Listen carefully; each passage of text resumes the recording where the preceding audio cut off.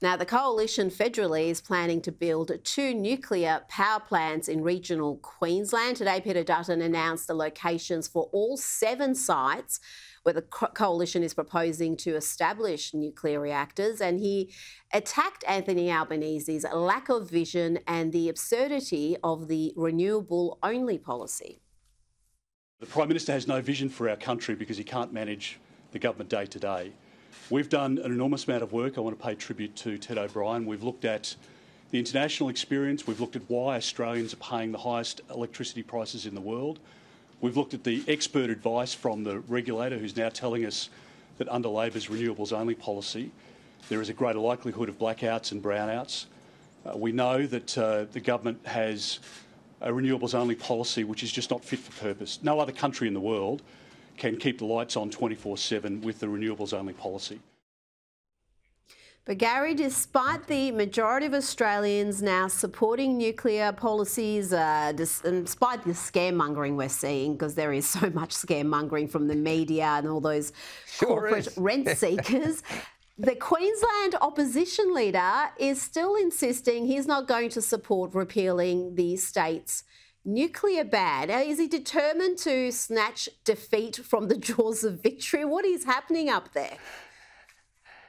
Well, time shall tell, and of course, in a couple of weeks' time, there's a state conference of the Liberal National Party, so I guess there'll be a few comments about all of that.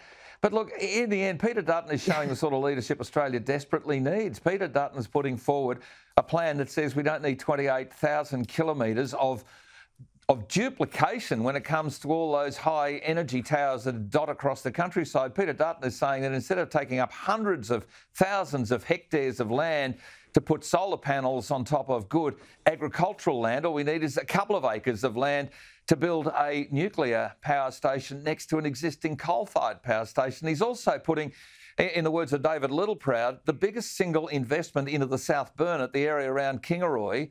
That's more than just peanuts, Kingaroy, let me tell you. The biggest single investment ever announced into the South Burnett has been announced as part of this whole plan. So this is about, some people don't understand it, they'll catch up to it, but it's about cheap, reliable, baseload power that's going to grow jobs. But I think the most telling part about what Dutton did today is he's not so much worried about his policy for the next election. He's thinking about the next generation and the generation after that and the one after that.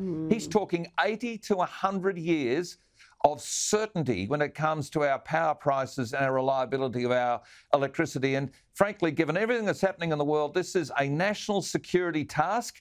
And it's not unreasonable that provincial leaders, people in states, take a little while to understand the broader world. Dutton's showing them the way. I'm sure they'll be on board. Don't you worry about that.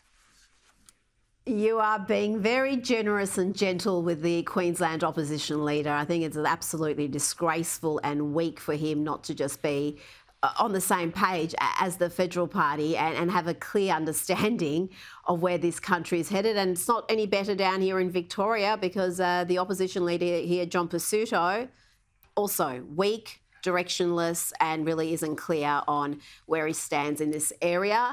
Now, to tell you, Gary, I am liking the sound of Qantas under this new regime. We've had the incoming chairman, John Mullen, say corporates should not get involved in political agendas. The current chair, Goyda, has backed Alan Joyce's political activism all the way.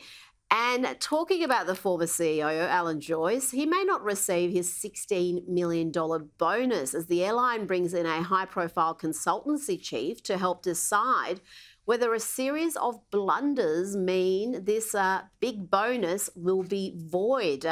If it is granted, it means that Alan Joyce would have earned $170 million from Qantas over 15 years. This could be a new Qantas that we see emerging.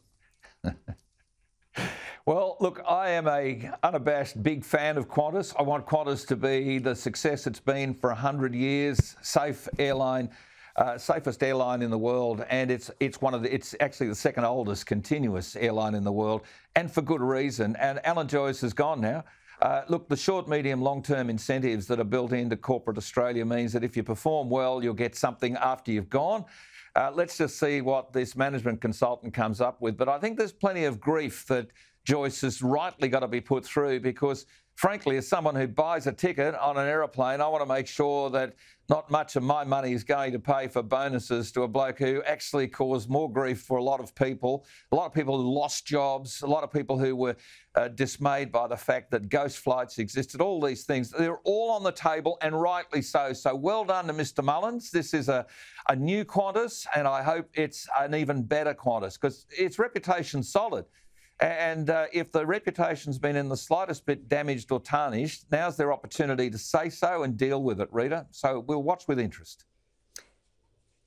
And as someone who flies Qantas regularly, I would like to stop being welcome to my own country and have all these political acknowledgement of country announcements that they... I didn't sign up for that. Just get me there on time, give me a snack, and we're all happy. Take off, land. Now, Absolutely.